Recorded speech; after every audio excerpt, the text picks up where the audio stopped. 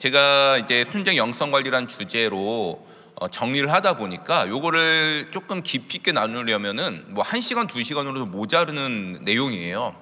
그래서 최대한 정말 포인트만 간략하게 진행을 하고 또 이 흐름으로 가겠지만 좀 스킵하는 부분도 있을 것 같습니다. 참고해 주시면 되시겠고, 사실 PPT를 준비를 했는데 유인물과 같은 내용입니다. 유인물과 같은 내용이어서 그냥 요 유인물 중심으로 또 보시면 되겠습니다. 순장 영성관리라는 전체 주제의 강의를 정하니까 어떤 분이 저에게 이런 질문을 했어요. 정확하게 이런 이야기는 아니었는데 뉘앙스가 뭐였냐면, 목사님, 충현교회 순장의 영성이 부족한가요? 왜 전체 주제 첫 강의가 하나인데 하필 영성 관리입니까? 이렇게 그런 뉘앙스로 질문하신 분이 좀 있었습니다. 이런 주제 강의 마음에 안 드세요? 표정을 보니까 좀 비슷한 그런 생각을 하시는 분이 있는 것 같아요. 여러분, 건강관리를 강의한다고 했을 때 건강관리를 누구에게 강의해야 될까요? 1번, 건강을 잃어버리신 분, 건강 잃은 분. 2번, 건강을 유지하고 건강관리에 신경 쓰시는 분. 누구에게 해야 의미가 있습니까? 유익할까요? 당연히 2번이죠. 1번이신 분들도 뭐 필요하겠지만 건강할 때 건강관리를 들어야 의미가 있는 거예요. 그러니까 여러분, 영성관리도 마찬가지입니다. 영적으로 침체되신 분들에게 사실 이 말씀이 잘 다가오지 않고, 우리가 영성 관리를 신경 쓰시고 영성 관리로 건강을 추구하시는 분들이 들어야 되는 말씀이 바로 영성 관리입니다.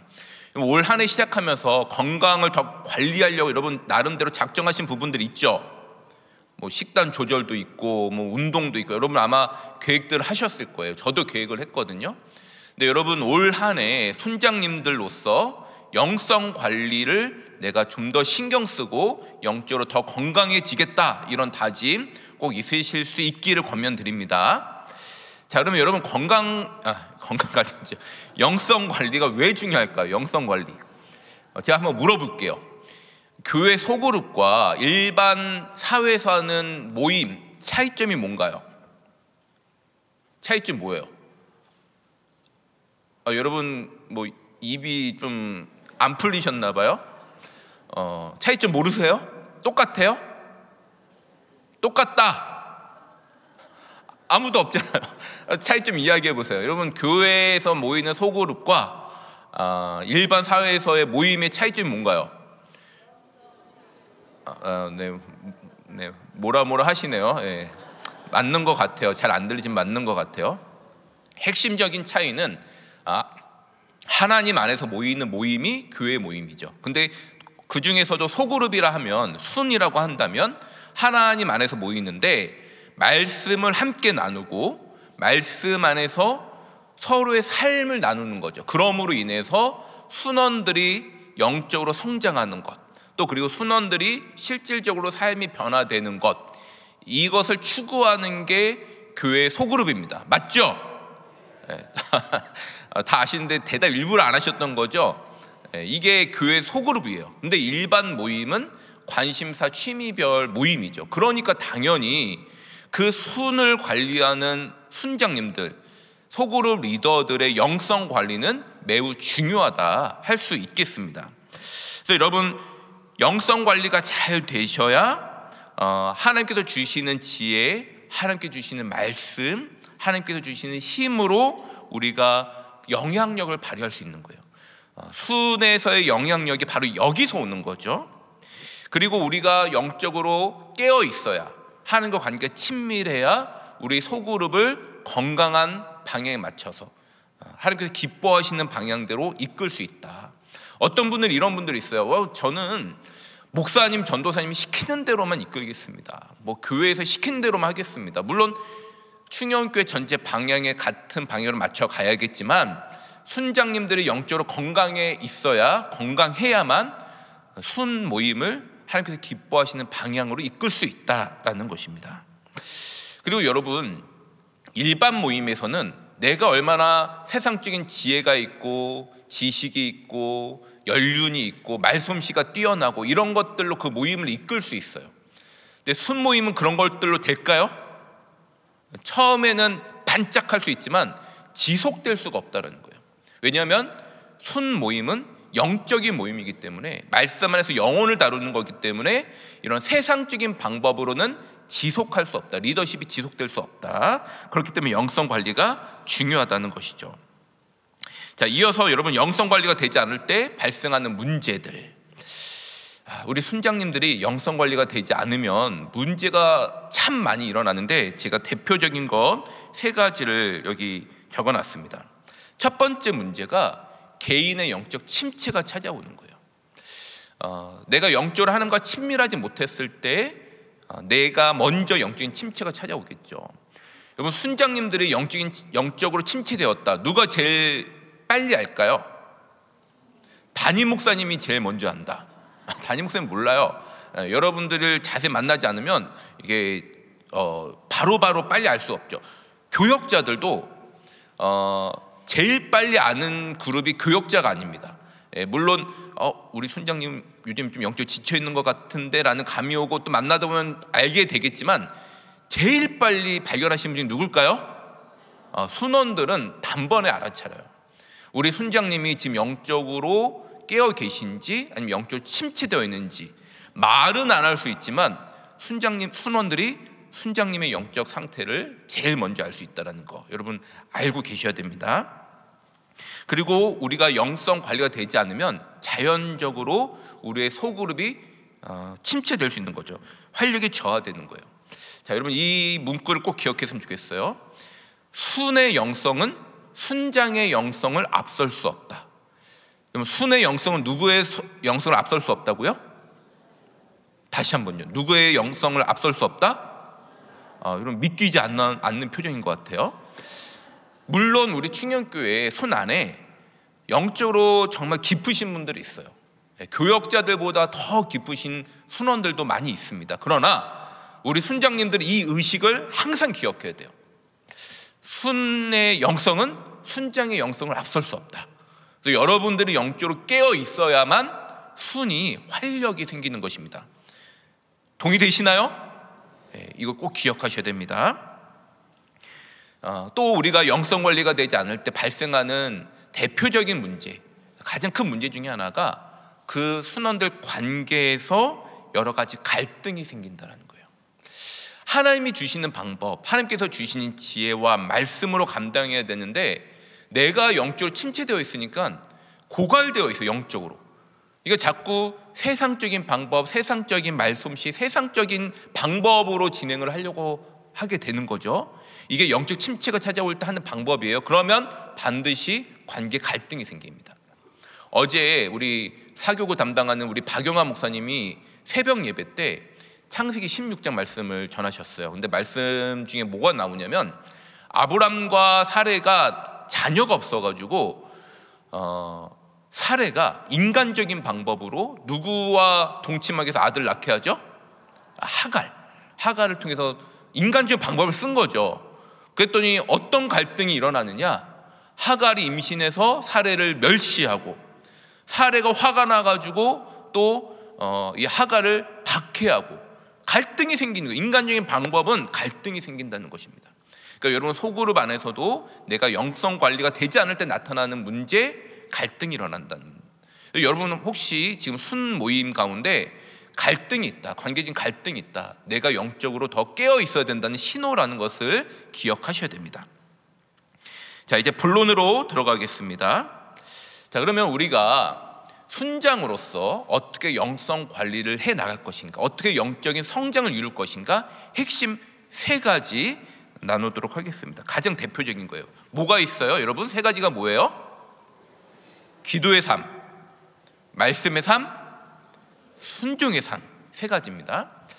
자, 여러분 우리가 영적으로 성숙하기 위해서, 영적으로 잘 관리되기 위해서 가장 중요한 게 말씀과 기도이다. 이 두 축이다. 그리고 여기서 자연스럽게 나오는 게 순종이다. 이거 모르는 분 아무도 없을 거예요. 말씀이 중요하고 기도가 중요하고 다 아십니다. 그런데 우리는 순장이고, 순장으로서 더 성숙한 영성을 갖기 위해 단순한 기도, 단순한 말씀이 아니라 순장으로서 성숙한 기도, 성숙한 말씀으로 나가야겠다라는 것이죠. 우리가 기도를 가리켜서 뭐라고 하냐면 영적인 호흡 또는 하나님과 대화, 알고 계시죠? 기도는 하나님과 대화입니다. 근데 여러분 생각해 보세요. 대화를 하는데 한쪽만 막 이야기해, 일방적인 기도, 막 일방적으로 대화를 하면 상대방이 어떤가요? 즐거워요? 피곤하죠. 한쪽만 막 이야기하면 피곤합니다. 그러니까 영적인 대화가 기도예요. 우리가 기도를 통해서 우리의 마음을 하나님 앞에 아뢰을 수 있는데, 영적으로 어릴수록 일방적으로 나만 이야기해요. 나만 기도해요. 그러니까 성숙한 기도는 어떻게 해야 되냐면, 나의 마음을 하나님 앞에 아뢰기도 하지만 기도 가운데 하나님의 음성과 하나님의 뜻을 들어야 돼요? 듣지 말아야 돼요? 성숙한 기도는 대화가 돼야 돼요. 하나님과. 지금 내 기도가 어떻게 되고 있는지 한번 돌아보셨으면 좋겠어요. 내가 일방적으로만 하나님 앞에 아뢰고 있는지, 아니면 기도 가운데 하나님과 영적인 대화가 이루어지고 있는지.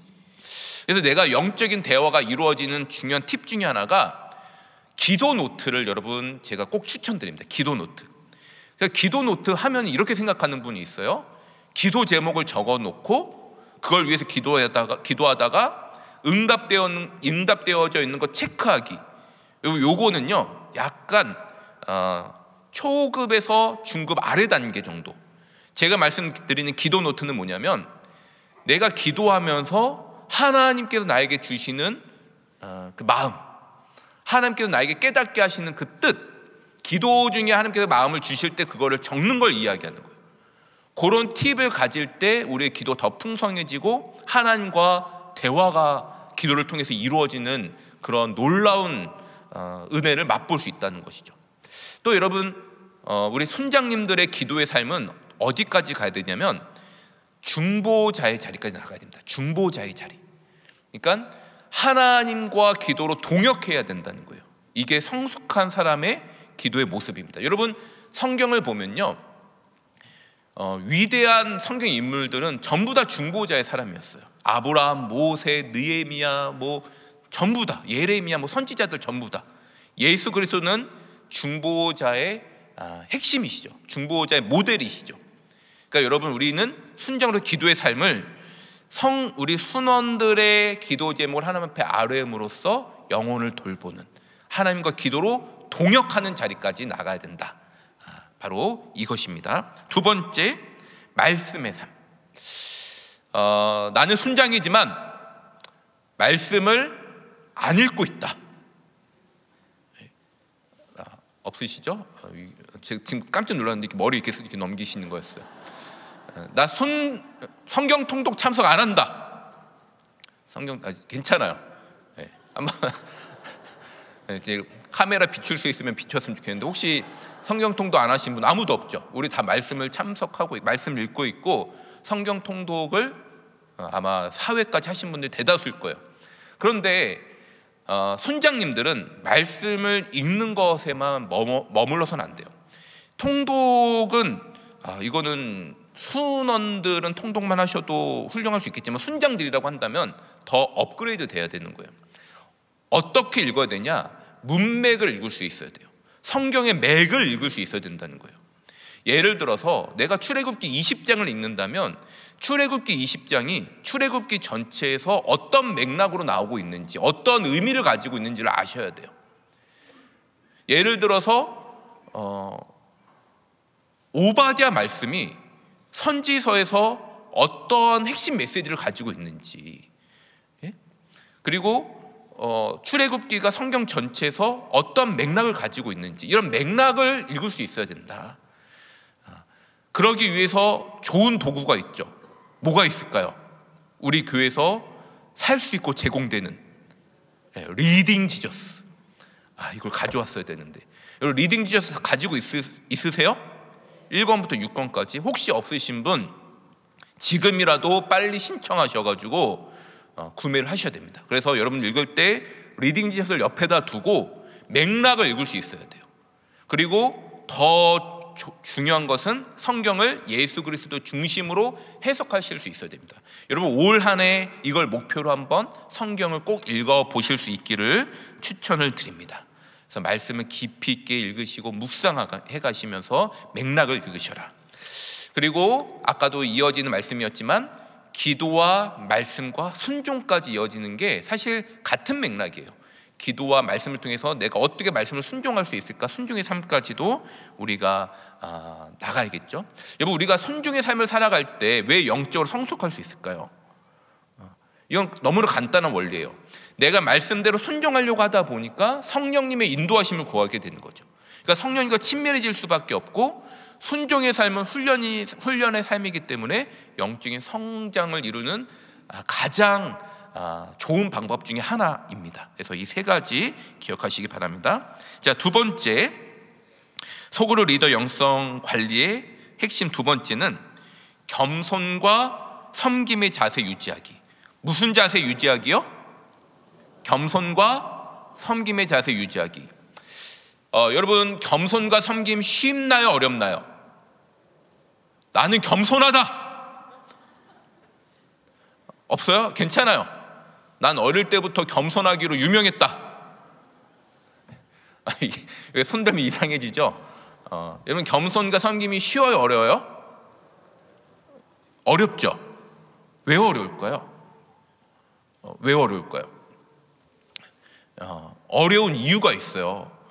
왜냐하면 인간의 본성 자체가 내 중심적, 자기 중심적, 자기를 드러내길 원해요. 사람들에게 인정받고 사람들이 나를 알아주기를 원해요. 이게 인간의 본성이에요. 그러니까 겸손과 섬김과 반대이기 때문에 이게 힘든 거예요. 예를 들어서 내가 지금 자세가 좀 망가져 있어요. 이렇게 좀 관절이 좀 어그러져 있어요. 그러면 병원에 가면 자세를 바로 잡아주잖아요. 목이 좀 너무 올라가서 목을 좀 당기시고요. 오른쪽 어깨 너무 올라갔네. 오른쪽 어깨 내리시고, 허리가 좀 왼쪽 골반이 틀어졌어요. 오른쪽으로 좀 돌리시고, 이렇게 머리부터 발끝까지 자세를 잡아줘요. 그러면 여러분 이렇게 계속 유지가 돼요? 잡아줄 때는 돼요. 나가면 점점 다시 이렇게 풀어지는 거예요. 내가 원래 편한 자세에 돌아가는 거예요. 맞죠? 그러니까 이게 겸손과 섬김도 마찬가지라는 거예요. 우리 본성이 자기중심적이고 나를 드러내고 사람들이 나를 알아주길 원하고 인정받기 원하는 본성을 갖고 있다 보니까 겸손과 섬김의 자세가 어려운 거예요. 그러나 우리 주님이 뭐라고 말씀하셨냐면 제자들에게 너희 중에 누구든지 크고자 하는 자는 너희를 섬기는 자가 되어야 한다라고 마태복음 20장 26절에서 말씀하고 있는 것이죠. 우리가 영적 리더십을 갖기 위해서는 섬기는 자가 돼야 돼요. 근데 제자들은 어떻게 했어요? 서로 다퉈서 먼저 높은 자리에 올라가려고 하니까 오합지졸이었죠. 그러니까 여러분, 우리는 우리의 본성을 거슬러서 계속해서 모범 대신, 겸손의 모범 대신 예수 그리스도를 바라보면서 우리 자세를 교정해야 돼요. 예수님의 섬김의 본, 겸손의 본을 본받아서 우리 빌립보서 말씀 있잖아요. 빌립보서 2장 말씀. 그 말씀을 우리 바라보며 예수 그리스도의 겸손을 바라보면서 우리의 자세를 겸손과 섬김으로 고정하자. 이 자세를 갖는 것이 하나님께서 주시는 영적 리더십을 우리가 갖는 방법이고 영적 성숙에 이르는 방법이라는 것입니다. 공동체 덜보면 넘어가도록 하겠습니다. 그리고 세 번째, 자기 관리와 영적 성장에 힘써야 된다. 영적 성숙을 위해서, 영적 관리를 위해서 계속해서 내 자신이 영적으로 성장하고 있는지를 돌아보아야 됩니다. 영적 성숙에 이르는 방법이 뭐가 있을까요? 말씀 기도 빼고. 여보세요? 죄송합니다. 너무 정말 이렇게 죄송합니다. 저도 모르게 영적 관리가 되려면, 영적 성숙하려면은 우리가 할 수 있는 방법 뭐가 있어요? 말씀 기도 빼고. 말씀 기도 빼고 뭐가 있습니까? 나는 오로지 말씀과 기도밖에 모릅니다. 뭐 이러신 것 같아요. 많이 있어요, 여러분. 영적 서적 읽기 맞죠? 찬양 듣고 찬양 부르기 맞죠? 또 뭐가 있어요?